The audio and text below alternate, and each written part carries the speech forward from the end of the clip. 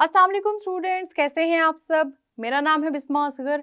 मैं यहाँ पे आपको इस लेक्चर में एक नया टॉपिक पढ़ाने लगी हूँ बायोकेमिस्ट्री से रिलेटेड, जो कि है विटामिन के बारे में। तो हमारा टॉपिक ये है what is the introduction of vitamin. हम ये देखेंगे विटामिन होते क्या हैं, किस किस तरह हमारी बॉडी में प्रेजेंट होते हैं और इनका यूज़ क्या है। तो आइए चलते हैं लेक्चर की तरफ। तो स्टूडेंट्स, अब हम पढ़ने लगे हैं हमारे बायोकेमिस्ट्री में नेक्स्ट बायोमोलिक्यूल, जिसको कहते हैं विटामिन्स। ये भी बहुत इंपॉर्टेंट है। जिस तरह कार्बोहाइड्रेट्स इंपॉर्टेंट थे, फिर प्रोटीन्स इंपॉर्टेंट थे, लिपिड्स इंपॉर्टेंट थे, साथ ही साथ न्यूक्लिक एसिड्स भी हमने पढ़े। अब हमारे पास जो इंपॉर्टेंट क्लास है उसको कहते हैं विटामिन्स। लेकिन आप सबने इनके बारे में जो जो मैं बातें बताऊँ वो याद रखनी है, नोट्स बना लें। इंपॉर्टेंट बातें हैं, क्यों? क्योंकि पेपर में पूछी जाती हैं। और अक्सर क्या होता है कि चैप्टर के एंड पे जो टॉपिक्स गिवन होते हैं ना, स्टूडेंट्स उनको देखते नहीं हैं, फिर कंफ्यूजन होती है और पेपर में इतनी इजी चीज़ें पूछी जाती हैं लेकिन समझ में नहीं आता कि लिखना क्या है। स्टूडेंट्स, अब हम बात करेंगे विटामिन की, और विटामिन के बारे में आप सबने याद रखना है कि आखिर इसकी डिस्कवरी कैसे हुई, ये चीज़ कैसे पता चली, कहाँ से आई, और कैसे पता चला कि विटामिन क्या चीज़ हैं और विटामिन क्या करते हैं। ठीक है, तो इसका बेसिक और स्टार्ट हम देख लेते हैं। सबसे पहले 1912 में हॉपकिंस नामी साइंटिस्ट ने देखा कि कुछ ऐसे मॉलिक्यूल्स हैं जिनकी ह्यूमन बॉडी में ज़रूरत तो है लेकिन बहुत ही छोटी अमाउंट में। मतलब कि जिस तरह कार्बोहाइड्रेट्स बहुत ज़्यादा अमाउंट में ज़रूरत है ना, हॉपकिंस ने ये देखा कि बहुत छोटी अमाउंट में इनकी ज़रूरत है, ज़्यादा ज़रूरत नहीं है, लेकिन ये ग्रोथ में भी काम आ रहे हैं, ये बॉडी के बाकी फंक्शंस में भी काम आ रहे हैं। तो ये क्या चीज़ है जो बहुत छोटी अमाउंट में चाहिए, ज़्यादा अमाउंट इसकी नहीं चाहिए, लेकिन ज़रूरी बहुत है बॉडी की डेवलपमेंट के लिए, ह्यूमन बॉडी की हेल्थ के लिए और इन सब चीज़ों के लिए ज़रूरी बहुत है। तो हॉपकिंस ने क्या किया कि 1912 में इनको एक्सेसरी ग्रोथ फैक्टर्स कह दिया। एक्सेसरी का क्या मतलब होता है, आप सबने याद रखना है। एक्सेसरी का मतलब होता है इंपॉर्टेंट। ठीक है, इंपॉर्टेंट ग्रोथ फैक्टर्स कहा, लेकिन इंपॉर्टेंट नहीं लिखना पेपर में, एक्सेसरी लिखना है, क्योंकि इंपॉर्टेंट होता है ये भी कि हम वो चीज़ लिखें जो साइंटिस्ट ने कही है। ठीक है, साइंटिस्ट ने कहा था कि ये एक्सेसरी ग्रोथ फैक्टर हैं, जो कि हॉपकिंस नामी साइंटिस्ट थे, और उन्होंने ये देखा कि लेकिन ये चाहिए होते हैं बहुत थोड़ी अमाउंट में। ठीक है, अभी मैं आपको डेफिनेशन भी समझाऊंगी, हम आगे भी इसकी बात करेंगे, लेकिन ज़रा थोड़ा सा इंट्रोडक्शन ले लेते हैं। फिर क्या हुआ कि फंक नामी एक साइंटिस्ट आया कुछ अरसे बाद, और उन्होंने डिस्कवर किया विटामिन B1, जिसका नाम होता है थायमीन। आपके पास विटामिन के ज़्यादा नेम्स गिवन नहीं है बुक में, तो जितने नेम्स गिवन हैं बस उनको याद रख लें, वो इंपॉर्टेंट नेम्स हैं। ठीक है, विटामिन B1 थायमीन कहलाता है, ये पेपर में पूछा भी जा सकता है। तो थोड़ा सा इंट्रोडक्शन दे रही हूँ। अभी तक अगर आपको समझ नहीं आ रही कि विटामिन क्या होते हैं तो परेशान नहीं होना, बस ये इंट्रोडक्शन सुन ले, फिर मैं आपको समझाती हूँ। तो विटामिन B1 फंक नामी साइंटिस्ट ने डिस्कवर किया, और उन्होंने फिर उस साइंटिस्ट ने, मतलब फंक ने, इनको नाम दिया एक्सेसरी ग्रोथ फैक्टर से विटामिन का, जो आज तक हम यूज कर रहे हैं कि ठीक है इनको कहते हैं विटामिन। अब बाद में पता क्या चला कि विटामिन आखिर होते क्या हैं। अगर हमें डिफाइन करना पड़े विटामिन को, आपको मैं कहूँ कि आप डिफाइन करें कि विटामिन क्या होते हैं, तो आप सबने याद रखना है students, vitamin are organic compounds. ये देखें, बड़ी इंपॉर्टेंट बात है, ऑर्गेनिक कंपाउंड्स हैं, ये बात आप सबने भूलनी नहीं है।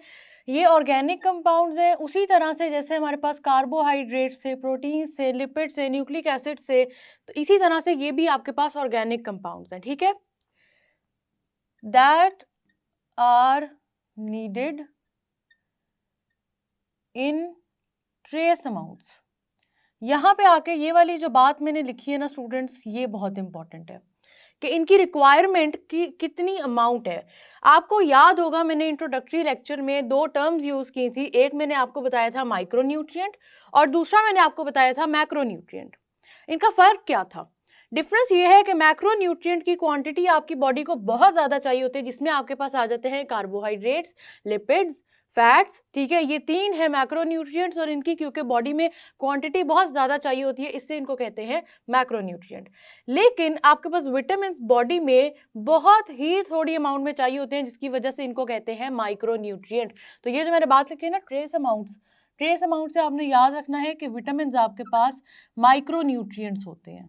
ठीक है, माइक्रोन्यूट्रिएंट्स हैं, अभी इसके बारे में और भी बात करेंगे। डेफिनेशन एक दफा देख लेते हैं, that perform cellular functions. Important बातें हैं स्टूडेंट्स, ये बातें समझ आ जाएंगी तो विटामिन की सारी समझ आ जाएगी, नहीं तो ना विटामिन हमें समझ में नहीं आएंगे। तो हमने क्या देखा कि हमारे पास ये ऐसे सब्सटेंसेस हैं, ऐसे बायोमोलिक्यूल्स हैं कि जो हमें बहुत ज़्यादा क्वांटिटी में तो बॉडी में नहीं चाहिए, लेकिन हमें ये इतनी थोड़ी सी क्वांटिटी ज़रूर चाहिए कि जिससे नॉर्मल सेल्यूलर फंक्शन हो सके। तो विटामिन्स के बारे में यही स्पेशल बात है।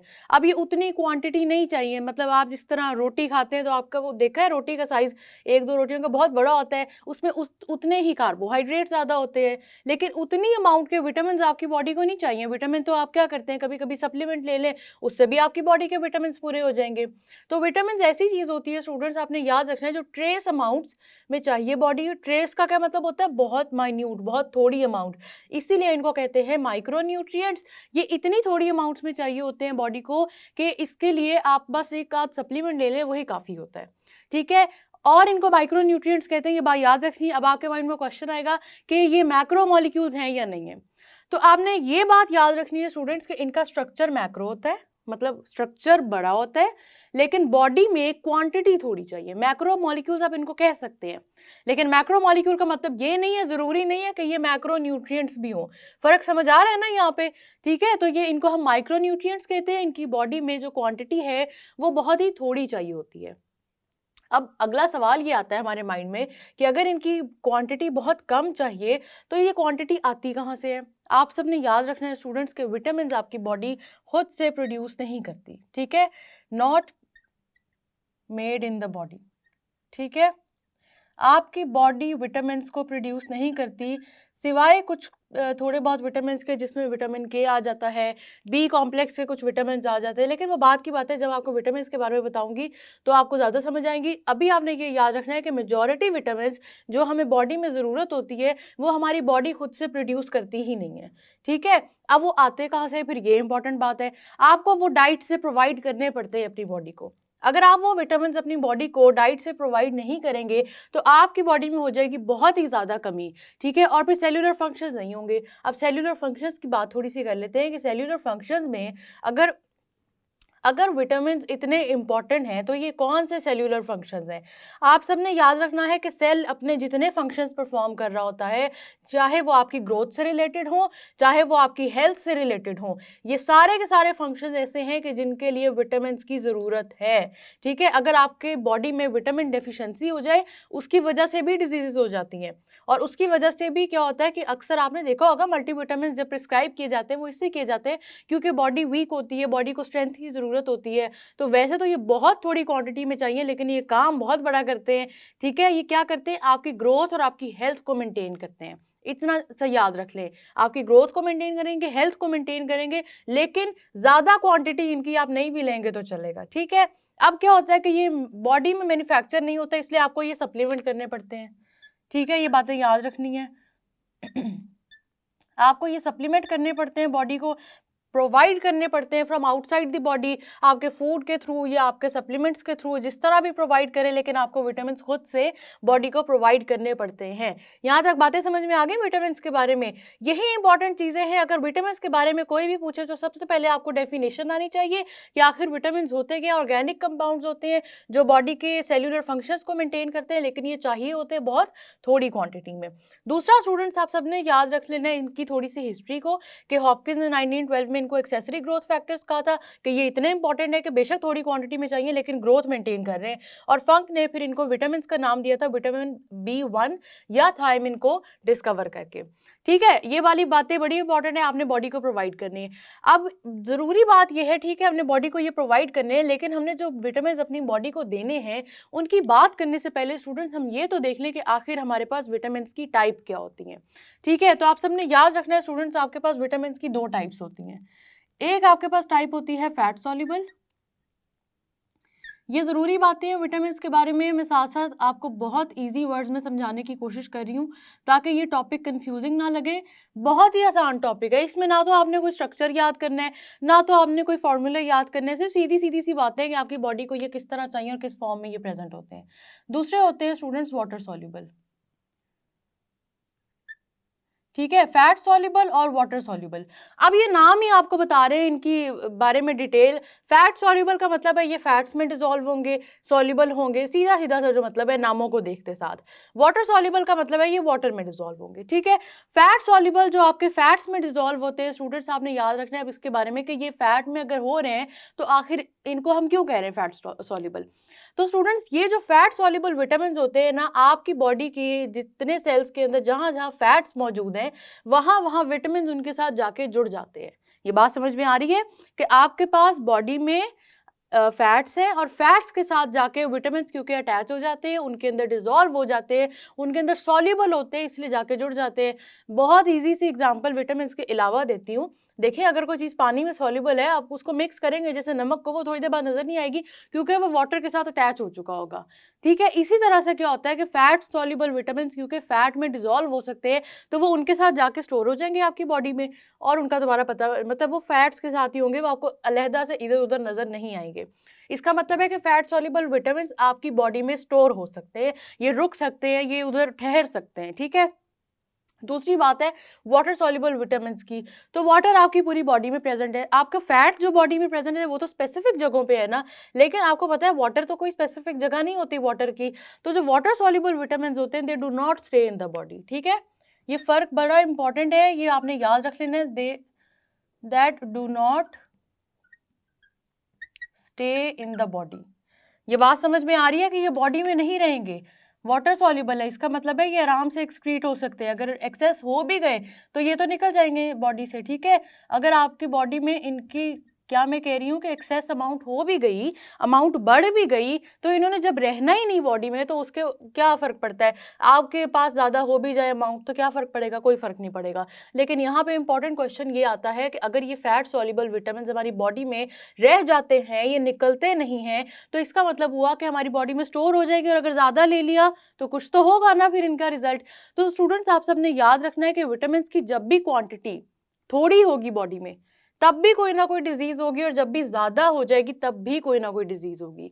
ये बात समझ में आ रही है। आपके पास फैट सॉल्युबल विटामिन, मैं कह रही हूँ कि ज्यादा हो जाएंगे जब बॉडी में तब तो डिजीज होगी, लेकिन अगर इनकी अमाउंट बहुत ही थोड़ी हो गई तब भी आपकी बॉडी पे कोई ना कोई डिजीज हो जाएगी। इनकी इतनी इंपॉर्टेंस है, इसीलिए कहते हैं कि एक जो फिक्स्ड अमाउंट आपके डॉक्टर ने प्रिस्क्राइब की हो उससे ज्यादा भी विटामिन नहीं लेने चाहिए। और इसलिए ये भी कहते हैं कि हमेशा डॉक्टर से पूछ के विटामिन लेने चाहिए, ताकि क्योंकि डॉक्टर्स को पता है कि आपके टेस्ट में क्या आया है, कि आपकी बॉडी में कौन से विटामिन हैं जिनकी कमी है, कौन से विटामिन हैं जो देने हैं। तो इस वजह से आप हमेशा डॉक्टर की इंस्ट्रक्शंस को फॉलो किया करें, जब भी विटामिन ए सेल्फ सप्लीमेंट मत किया करें। ठीक है, तो ये थी थोड़ी सी टिप, क्योंकि आपकी बॉडी में अगर ये कम हो रहे हैं तो भी डिजीजेज हो रही हैं, और अगर इनकी अमाउंट बढ़ रही है तो भी डिजीजेज हो रही हैं।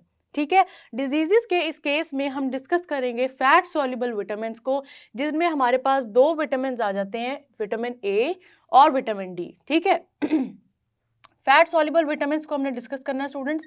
हमारे पास है विटामिन ए और विटामिन डी।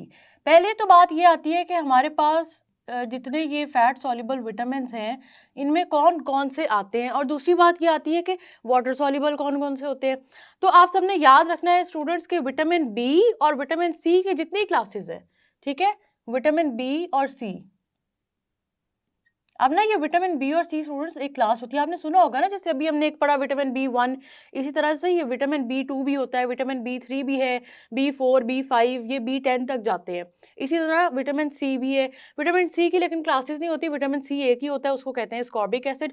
हम उसके बारे में डिटेल में बात करेंगे जब हम वाटर सॉल्युबल विटामिन पे जाएंगे। अभी हम सिर्फ ये देख लेते हैं कि हमारे पास कौन कौन से विटामिन हैं जो फैट सॉल्युबल है और कौन कौन से हैं जो वाटर सॉल्युबल है। दो फैट सॉल्युबल मैंने विटामिन आपको बता दिए, ए और डी। अब मैंने आपसे कहा बी और सी आपके पास रहेंगे वाटर सॉल्युबल, ए और डी हमारे पास अगर इधर आ गए। इसके अलावा आप सबने याद रखना है स्टूडेंट्स, आपके पास विटामिन ई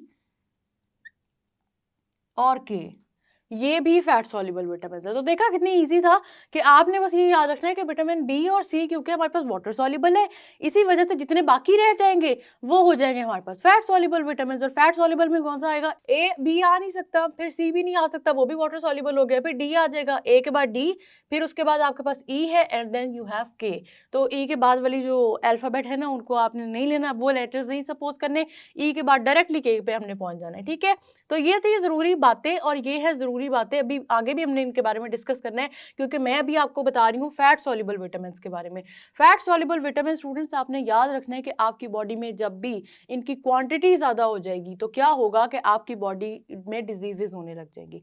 इनकी क्वांटिटी कम हो जाएगी तो भी डिजीजेज होंगी। तो इनका क्या हल है कि आप डॉक्टर से पूछ के विटामिन दें। आप अपनी मर्जी से सेल्फ सप्लीमेंटेशन ना करें, डॉक्टर से पूछें कि कौन से विटामिन आपको चाहिए और कौन से नहीं चाहिए। अब विटामिन ए और विटामिन डी की बात करते हैं, ये दोनों फैट सॉल्युबल विटामिन हैं और साथ ही साथ स्टूडेंट्स ये दोनों के दोनों जो हमारे पास विटामिन हैं, ये अगर कम क्वांटिटी में हो तो नुकसान, ज़्यादा में हो तो नुकसान। आपके माइंड में क्वेश्चन आएगा कि फैट सॉल्युबल के बारे में तो ये बात हो गई कि अगर ये कम क्वांटिटी में हुए तो नुकसान है, ज़्यादा में हुए तो भी नुकसान है। वाटर सॉल्युबल के बारे में क्या बात है? देखिए स्टूडेंट्स, वाटर सॉल्युबल विटामिन अगर आपकी बॉडी में कम हो जाते हैं तो है नुकसान, ठीक है। विटामिन कम नहीं होना चाहिए। विटामिन को देखिए एक्सेसरी ग्रोथ फैक्टर्स कहा गया, इसका मतलब ग्रोथ में इंपॉर्टेंट है। अब हम बात करते हैं कि अगर वाटर सॉल्युबल विटामिन आपकी बॉडी में ज्यादा हो जाते हैं तो क्या होता है। तो आप सबने याद रखना है कि वाटर सॉल्युबल विटामिन आपकी बॉडी में ज्यादा हो भी जाए तो ये क्योंकि वाटर सॉल्युबल होते हैं, वाटर में डिजोल्व हो जाते हैं, तो ये आराम से एक्सक्रीट हो जाते हैं बॉडी से। तो आपके वाटर सॉल्युबल विटामिन ज्यादा क्वांटिटी में अगर चले भी जाए तो ये नुकसानदेह नहीं होते, हार्मफुल नहीं होते, लेकिन फैट सॉल्युबल ज़रूर हार्मफुल होते हैं, जिनमें से हमने जो 2 डिस्कस करने हैं ए और डी, इनकी डिटेल में आपको बताऊंगी। लेकिन अभी मैं आपको बताना चाह रही हूँ कि आपको मैंने ये चीज़ें जो बताई हैं इंपॉर्टेंट हैं, इनको रिवाइज करें, इनको देखें। पहली बात आपसे पूछा जा सकता है what are vitamin, paper point of view से what are vitamin, you should know they are accessory growth factors, ठीक है, ये बात लिखे। क्यों एक्सेसरी ग्रोथ फैक्टर्स हैं? Because they perform cellular functions. उसके अलावा आपने याद रखना है ऑर्गेनिक कंपाउंड्स हैं, एंड फोर्थ आपको ये ट्रेस अमाउंट्स में ज़रूरत होती है। इसके अलावा ये जो बातें मैंने लिखी हैं ये सारी की सारी एमसीक्यू पॉइंट ऑफ व्यू से बहुत इंपॉर्टेंट है। पूछा जाता है कि हॉपकिंस ने 1912 में व्हाट डिड ही प्रपोज, तो आपको पता होना चाहिए कि he said these substances are called accessory growth factors. Then you might also be asked के हु नेम्ड देम विटामिन, तो आपको पता होना चाहिए फंक नामी साइंटिस्ट ने इनको विटामिन कहा था। Also you can be asked के what vitamin was discovered by Funk, तो आपको पता होना चाहिए कि विटामिन B1 थायमिन जो है ये आपके फंक नामी साइंटिस्ट ने डिस्कवर किया था। ये सारी की सारी बातें क्योंकि पास्ट पेपर्स में पूछी जा चुकी हैं, इसीलिए मैं आपके पास रिपीट कर रही हूँ। और आपसे अगर कोई पूछे कि विटामिन को किस तरह बॉडी में प्रोवाइड किया जाता है तो आपने बताना है कि बहुत थोड़े हैं जो बॉडी मैन्युफैक्चर करती है, बाकी सबको आपको सप्लीमेंट करना पड़ता है। और सप्लीमेंट कैसे करते हैं? आप डाइट के थ्रू सप्लीमेंट करते हैं, क्योंकि कुछ खानों में होते हैं, लेकिन ज़्यादा आपको इनके एक्स्ट्रा सप्लीमेंट्स प्रोवाइड करने पड़ते हैं बॉडी को। तो ये है इंपॉर्टेंट चीज़ें, फैट सॉल्युबल और वाटर सॉल्युबल के साथ हम चलेंगे और साथ ही साथ हम ये भी देखेंगे कि विटामिन ए और डी में क्या डिफरेंस है और ये दोनों क्या करते हैं, इनकी कम क्वांटिटी क्या करती है, ज़्यादा क्या करती है। अभी आप इन्हीं चीज़ों को रिवाइज करें, पेपर पॉइंट ऑफ व्यू से ये चीज़ें बहुत इंपॉर्टेंट है, इसलिए भूलना नहीं है। तो स्टूडेंट्स, मैंने आपको जो बेसिक चीज़ें बताई ना, बेसिक डेफिनेशंस, इनको ज़रूर देखें। और आपको थोड़ी सी बातें सिर्फ एक लेक्चर में बताने का मकसद ये था कि ये वो बातें जो जब नहीं समझ में आती या जो हम भूल जाते हैं तो पेपर में हमें समझ में नहीं आता कि विटामिन को एक्सप्लेन कैसे करना है। आप इन चीज़ों की प्रैक्टिस करें। हम मिलेंगे नेक्स्ट लेक्चर में, तब तक के लिए अल्लाह हाफिज़।